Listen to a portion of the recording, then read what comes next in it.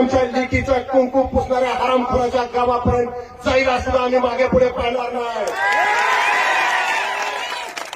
रेणापूर तालुक्यातील मराठा समाजाचा शेवटचा इशारा लक्षात घ्या. प्रत्येक वेळेस कायदा सुव्यवस्था जपायची काय गुत्त काय मराठ्यांनीच घेतलं नाही, मराठ्यांनीच घेतलं नाही. म्हणून आम्ही तुम्हाला आणखीन 3 आंदोलनाची संधी देतोय. तुम्हालाही माहित आहे मुख्य आरोपी कोण आहे, कथाचा सूत्रधार कोण आहे, परंतु तुम्ही त्यांना पाठीशी घालण्याचं महापाप फडणवीस साहेब तुम्ही करू नका. अरे ह्या 2 लेकरांकडे तुम्ही पहा.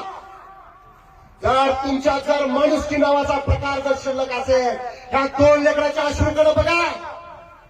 काय गुन्हा होता संतोष की जोपर्यंत हरामखोर फसावरती लटकत नाही तोपर्यंत रेणापूर तालुक्यातील सकल मराठा समाजानं इतर जाती धर्मातील सर्वांना सोबत घेऊन हा उभा केलेला लढा थांबणार नाही किंवा मी थांबू देणार नाही.